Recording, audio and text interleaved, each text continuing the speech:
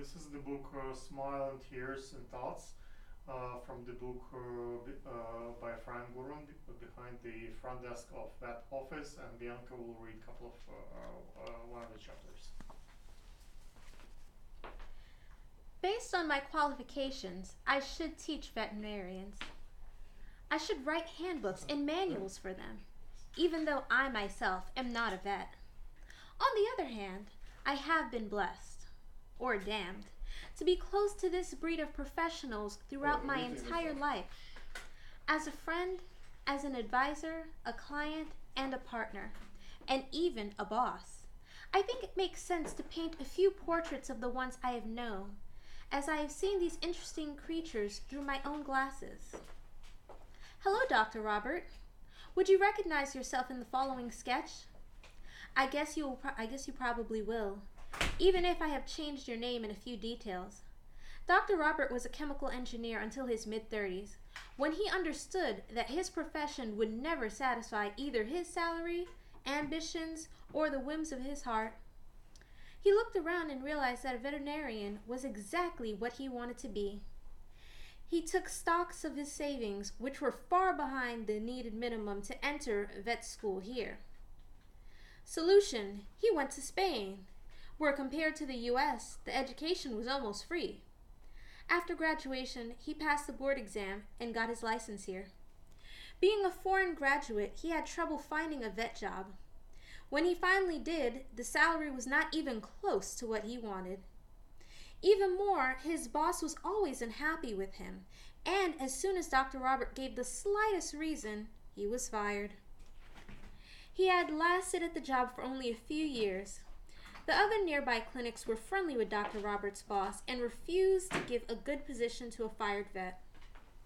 Dr. Robert desperately needed to make a living. Then one day, he got lucky and met the Russian owner of a small pet grooming shop who proposed that he provided some vet services, mostly vaccinations, to her clientele. Soon, Robert realized that he could make his money without a hospital vaccinations.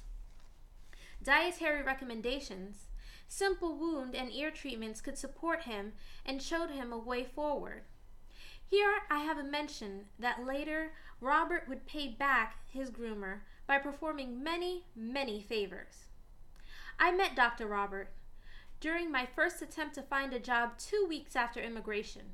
He was impressed to have an assistant with top scientific degrees in sociology and psychology. That is why he gave me the job. I was impressed by getting an American job so soon, although he paid me less than minimum wage. At the time, he was a vet happy with his life. The cash flow was rather stable.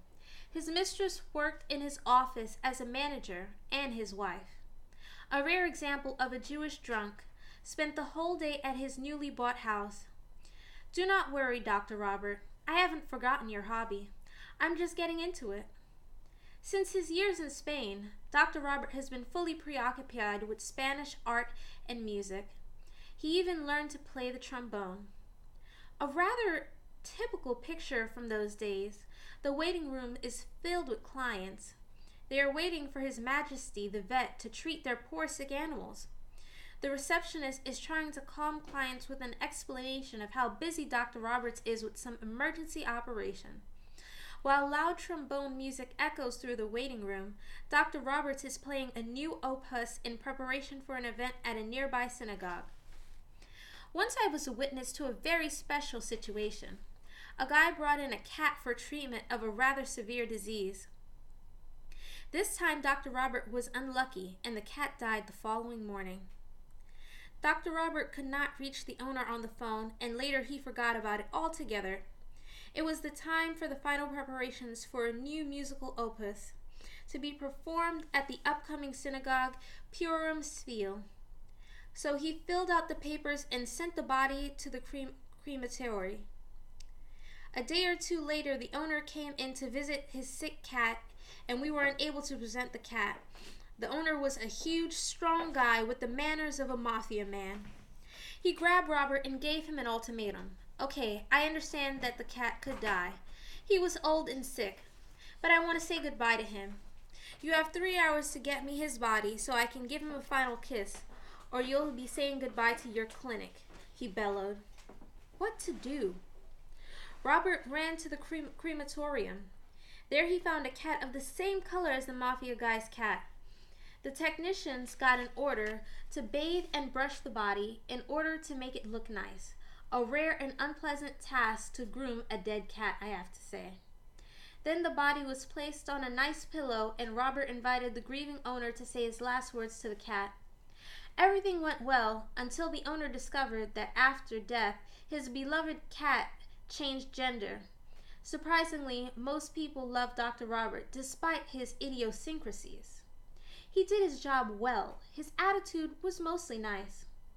When his work did not conflict with his music lessons, his prices were versatile. Sometimes he would look at a poor client and give him a symbolic bill, but he did not put his heart into his work.